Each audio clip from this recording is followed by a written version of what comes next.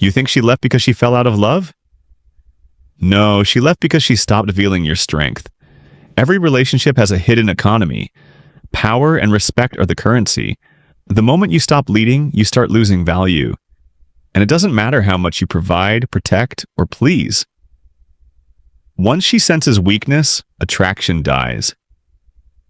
In this video, I'll reveal the 10 most dangerous mistakes men make that cause this silent shift. These aren't random. They're psychological. And if you don't fix them, love turns into labor, and you'll end up working for a woman who doesn't even admire you. Every man deserves a reset, a chance to stop repeating the same emotional cycle and start leading again. If that's your goal, hit like, tap subscribe, and comment one word below. Rebuild. Write it as a promise to yourself, not to anyone else. Because what we're diving into next isn't theory. It's the first step toward reclaiming the leadership you lost without even noticing. Number 1. The most dangerous mistake a man can make is mistaking love for labor. You think carrying the weight of everything means you're a good partner? That fixing, providing, and solving will earn her peace and loyalty. But here's the truth. If she's not cooperating, you're not in a relationship. You're in a one-man business that's slowly killing your energy. Picture this. You handle the bills, the plans, the emotional crisis, even the smallest details. And she critiques, corrects, or simply scrolls while you burn yourself out trying to keep things running. You keep hoping she'll eventually notice your effort. But women don't respect exhaustion. They respect balance. When you do everything, you erase the need for her to contribute. You condition her to depend, not to partner. In psychology, this is called learned helplessness.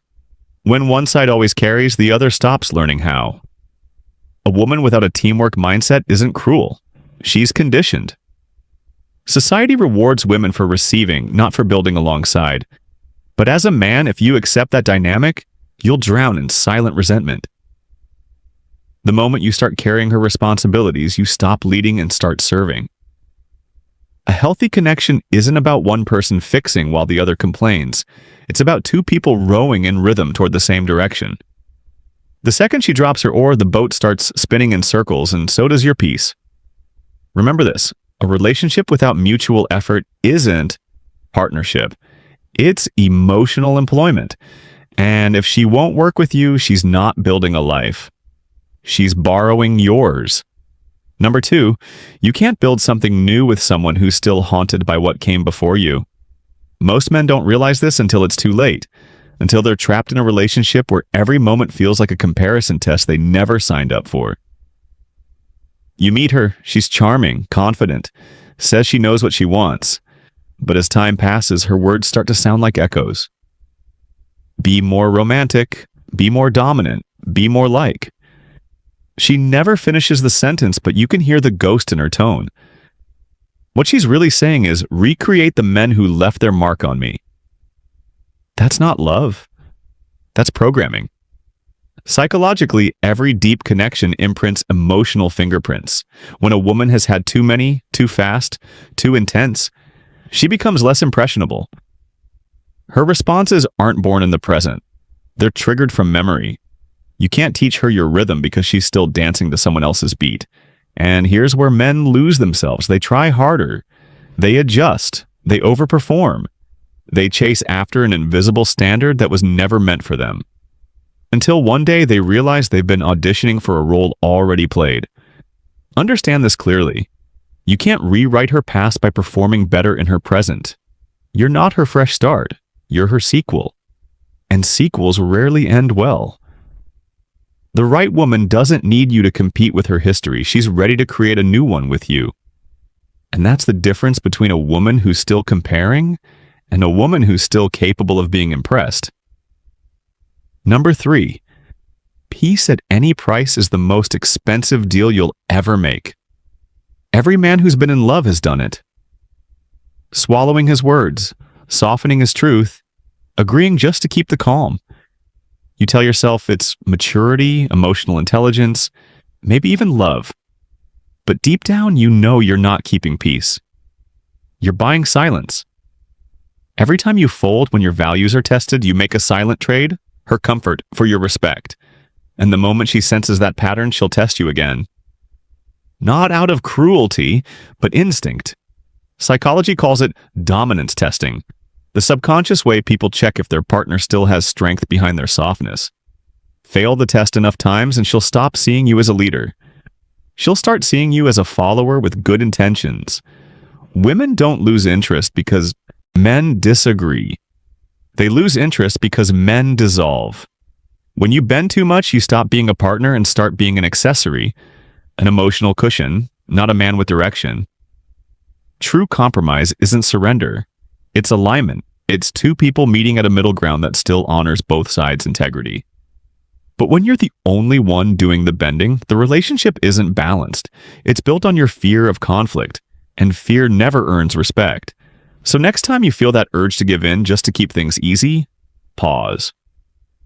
Ask yourself, am I protecting peace or just avoiding tension? If it's the second, understand this. She may smile today, but she's already losing attraction tomorrow, because no woman can truly follow a man who doesn't lead. Number 4, a woman who worships one trait will neglect all the others. Maybe she's obsessed with her kindness, but careless with her appearance. Or maybe she's flawless on the outside, yet her empathy is starving. Either way, imbalance is rot that starts slow, and by the time you notice, attraction is already dying. This happens because most people build identity through what psychologists call selective validation. They choose one quality to overdevelop, usually the one that earns them the most praise while neglecting the rest. She tells herself she's a good person, so she doesn't need to stay disciplined, curious, or feminine. Or she convinces herself that beauty alone is currency enough to buy loyalty. The result? A woman who's lopsided, appealing in one area, hollow in another. You fall for her charm, but you end up dating her imbalance. Healthy relationships thrive on multidimensional attraction, intellect, warmth, physical connection, shared discipline. When any of these is missing, polarity fades. You start feeling like roommates, not lovers. It's not that she's evil or lazy, she's unbalanced. And imbalance always leaks energy. You can't build harmony with someone who refuses to maintain equilibrium within herself.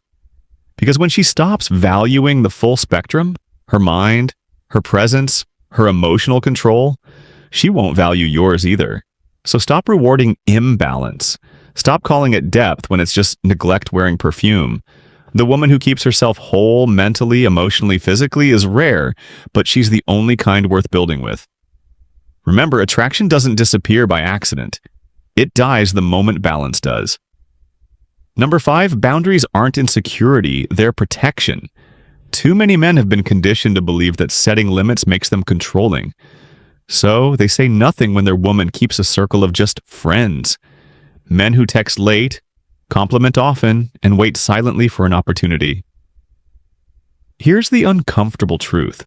Attention is a form of currency, and women know its value. Every message, every like, every "you look amazing" gives her a dopamine hit. The more she receives, the less she values yours. That's not jealousy. That's neuroscience. Psychologists call it the external validation loop. It's the cycle where a person becomes addicted to outside approval to feel worthy. When that happens, no matter how loyal you are, you'll always be competing against her audience.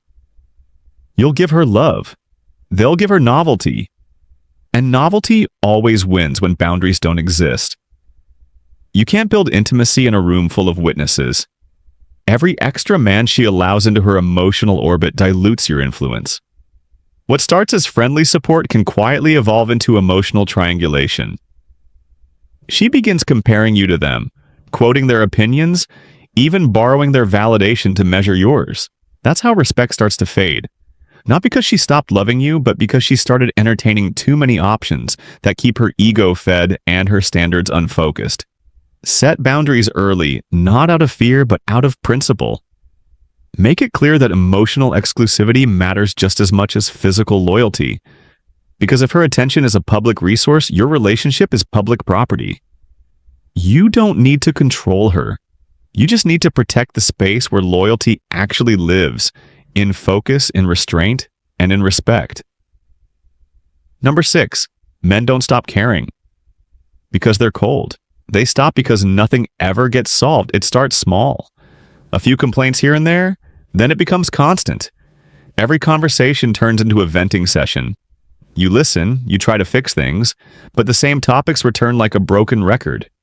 And eventually you realize she doesn't want resolution. She wants release. In psychology, that's called emotional looping. When someone keeps expressing frustration without ever identifying a root cause, it gives temporary relief like scratching an itch that never heals. But for the person listening, it's emotional suffocation. Men are natural problem solvers. They connect through purpose. When there's no clear problem to solve, the mind shuts down to protect itself. That's why you stop feeling not out of indifference, but out of survival. A woman who complains without clarity trains you to disengage. Slowly, your emotional reflex fades. You start going quiet. You say less, and she interprets that silence as detachment, not realizing she created it. The longer this cycle continues, the weaker the bond becomes because connection can't exist without direction. You can't repair noise, you can only step away from it. What you need is communication with intention, calm, focused, solution-oriented. If she's unwilling to meet you there, you owe it to yourself to protect your peace.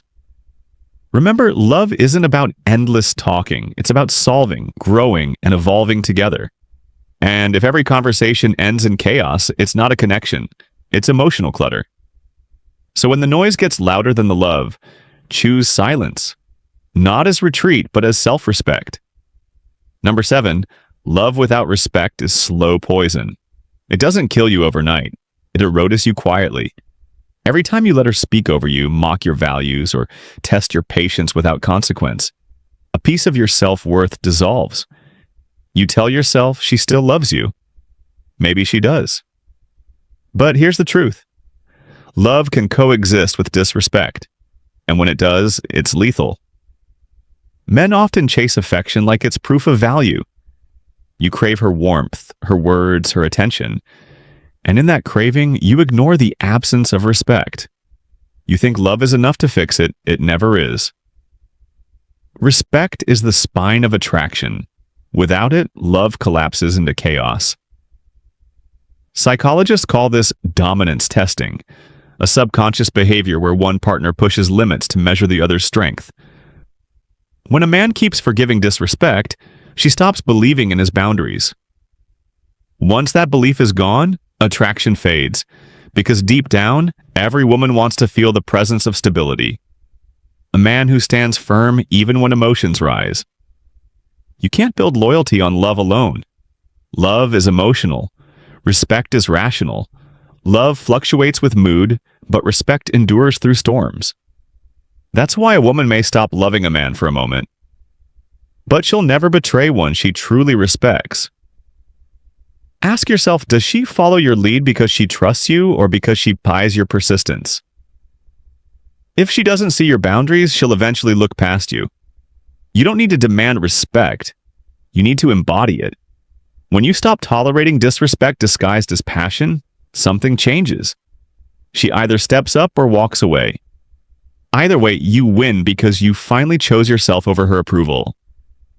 Number 8, you don't fit into her life by erasing yours. It begins with good intentions. She wants more and you want to provide it. So you start adjusting, stretching, overwork, convincing yourself it's love. But what you're really doing is rewriting your entire existence to fit someone else's expectations. And the moment you do, you stop being a man she admires and become a man she manages. Many men fall into this trap when dating women whose lifestyles outpace their reality. They start chasing upgrades, new clothes, better car, fancier restaurants, not because they need them, but because she does. It's the illusion of compatibility through consumption. But beneath that shine lies anxiety, resentment, and exhaustion. You're no longer leading your life. You're financing someone else's fantasy. From a psychological standpoint, this is identity erosion. The man's sense of self begins to dissolve as he attaches his worth to what he can provide. And the irony, the more you give, the less she values it. Because abundance without boundaries breeds entitlement, not gratitude. The right woman adapts to your reality, not demands a new one. She doesn't need you to change your pace. She learns to walk beside you. But the wrong one will always measure love in upgrades, not effort. So before you bend, ask yourself, if everything stopped tomorrow, the money, the pace, the attention, would she still stay? If the answer isn't clear, it's not love, it's leverage. And leverage always breaks when the pressure rises, because when she only loves your lifestyle, she's not in love with you. She's in love with what you can maintain. Number 9, some women never stop dating. They just take breaks. You meet her when she's between upgrades. She's charming, magnetic, knows what she wants, or at least what she thinks she deserves. She's been conditioned to believe there's always something better just one conversation away. And if you don't recognize that early, you'll end up loving someone who's always halfway out the door. This behavior has a name, hypergamy. It's not evil, it's instinct. The drive to seek the best possible option. But when that instinct isn't managed, it becomes addiction. Comparison becomes her drug of choice, and the highs of new attention make commitment feel dull by contrast. She craves the thrill of being chosen over and over again, not the comfort of staying chosen. Psychologically, this is a form of dopamine dependency. Each new admirer resets her reward system, making stability feel like boredom. And you, no matter how loyal, grounded, or patient, can't compete with her craving for the next emotional spike. You'll see it in the small things, the subtle flirting, the endless scrolling, the casual curiosity about what else is out there. She'll tell you she loves you, but her behavior will say she's still searching. And the most dangerous part, she doesn't even realize she's doing it. You can't outgive hypergamy, you can't outperform it. The only cure is self-awareness. And that has to come from her, not you. So stop trying to prove you're the best option. The right woman doesn't need convincing. She's already decided, because when she's done chasing upgrades, she starts building legacy. Until then, you're just the stop between who she was and who she hopes to attract next. Number 10. Forgiveness doesn't rebuild trust. It buries self-respect. Men often mistake forgiveness for strength. You tell yourself you're being mature, taking the high road, showing emotional control. But what you're really doing is teaching her that betrayal comes without consequence. And when consequences disappear, respect follows right behind them. You think forgiving her will restore peace. It won't. It will only reset the cycle, because forgiveness without accountability doesn't heal anything. It rewires you to tolerate pain longer. You'll start rationalizing what should never be repeated. You'll call it patience when it's really denial. In psychology, this is called avoidance coping. It's the mind's way of avoiding loss by surrendering standards. You'd rather absorb the pain than face the finality of walking away. But every time you excuse her behavior, you erode the foundation of what makes you a leader. Clarity, consequence, and consistency. The brutal truth. Once trust is broken, love changes form. It becomes guarded, distorted, transactional. You'll smile, but it'll be mechanical. You'll touch, but it'll feel hollow. And in the silence between moments, you'll hear it. The echo of what you forgave, but never forgot. Forgiveness only has power when paired with transformation. If she's truly remorseful, she'll rebuild what she broke. If she's not, you're just participating in your own decline. You can't heal where the wound keeps reopening. Sometimes the strongest move isn't to stay and repair, it's to leave and rebuild yourself. Because every time you forgive without a standard, you don't restore peace. You surrender leadership, and when a man gives that up, he doesn't lose her. He loses himself. Walk away not to punish her, but to protect the part of you that still knows what loyalty is supposed to look like. Every man thinks he's the exception until he becomes the warning. You've now seen what destroys most relationships from the inside out. 10 mistakes. 10 quiet assassins of peace, power, and purpose.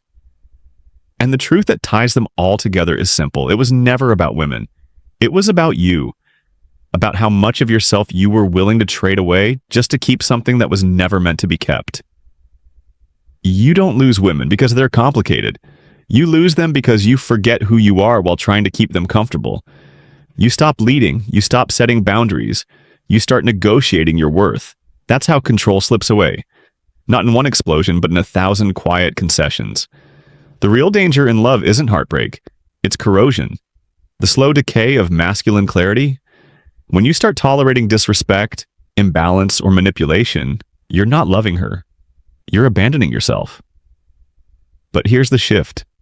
You can choose differently. You can rebuild from strength, not scarcity. You can stop chasing connection and start commanding it. Women don't destroy men. Weak standards do. When you start demanding respect before affection, cooperation before romance, accountability before forgiveness, everything changes. You stop playing defense. You stop walking on eggshells. You stop living like your worth depends on her approval. You reclaim your peace. You rebuild your rhythm. You return to yourself. That's the kind of man women follow. Not because he's loud, but because he's grounded. Not because he controls, but because he leads. So if this message hits something inside you, if it woke up the part of you that's tired of giving without return, that's not anger. That's clarity. That's your standard waking up again. And when that happens, you're not losing anymore. You're learning how to win differently. If you felt this, it's time to move with intention. Subscribe. Share this with a man who needs to hear it and stay close, because in the next video, we'll go deeper into how men rebuild trust after betrayal, not from pain, from power.